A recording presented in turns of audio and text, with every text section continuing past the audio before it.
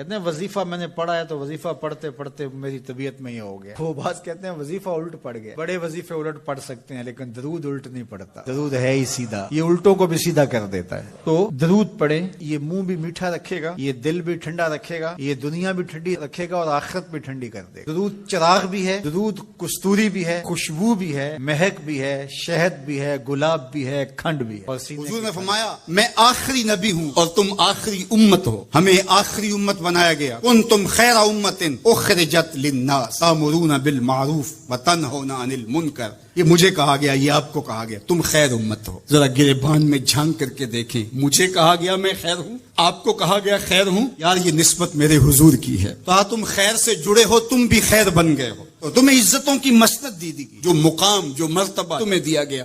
رسول اسلام نے فرمایا جس شخص نے کوئی کام دکھلاوے کے لیے کیا, اللہ اکبر, اللہ تعالیٰ جل شانہ اس کے معاملے لوگوں کو دکھا دیتا ہے. جو دکھلاوے کے لیے ظاہریت کے لیے کام کرتا ہے پھر اس کے عیوب ظاہر ہوتے ہیں اور لوگوں کے سامنے آتے ہیں. ہم کتنے لوگوں کو ایسا دیکھا ہے کہ پھر وہ لوگوں کی نظروں کے اندر رسوا ہو جاتے ہیں, ان کے ایسے امور لوگوں کے سامنے آتے ہیں. تو اس لیے مجھے بھی اور آپ کو بھی یہ چاہیے کہ اپنے عمل کے اندر کبھی بھی ریا پیدا نہ ہونے دیں. جب کسی کی مدد کریں, کسی دکھی کے کام آئیں تو اللہ کی رضا. زلزلے, یہ جھٹکے, کیا یہ اللہ کا عذاب نہیں ہے کہ ہم پاکستان میں رہتے ہیں, مسلمانوں کا ملک ہے, تو یہ اس کے عذابوں کی صورتیں ہیں, لیکن ہم عبرت حاصل نہیں کرتے اور اللہ کی طرف رجوع نہیں کرتے. ایک زلزلہ اور آنے والا ہے, جب وہ آئے گا تو پھر کوئی بچ نہیں پائے گا. یہ جھٹکے ہمیں اس جھٹکے کی یاد دلاتے ہیں, یہ زلزلے ہمیں اس قیامت کے زلزلے کا جو ہے وہ یاد دلاتے ہیں جس کے بارے میں قرآن میں بھی کہا کہ زلزلہ ساعت جو ہے قیامت کا زلزلہ ہے, شیء عجیب, وہ بہت بڑی بات ہے, بڑی عجیب کہانی ہے. وہ اس میں کیا حال ہوگا اور کیا کیفیت ہوگی.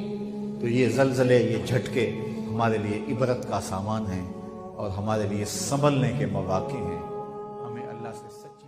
آج صبح اٹھ کے فیس بک کا چہرہ تو دیکھتے ہیں لیکن قرآن کا نقشہ نہیں دیکھا جاتا. تو برکت کے قافلے گھروں سے رخصت ہو گئے اور گھر برکتوں اور رحمتوں سے خالی ہو گئے. آج بھی اگر ہم نے گھروں میں برکتوں کو واپس بلانا ہے, رحمتوں کو اپنے گھروں میں واپس لانا ہے, تو قرآن مجید کی تلاوت کو اپنے معمولات میں شامل کر لیجئے گا. پھر گھر میں آسیب کا سایہ نہیں ہوگا, ٹونا اور جادو نہیں ہوگا. پھر کسی بابر ملنگ کے پاس جا کر کے آپ کو اپنے مسائل نہیں بتانے پڑیں گے. آپ کے گھر میں قرآن ہے, سارے دکھوں کا علاج اسی مرشد کے پاس ہے.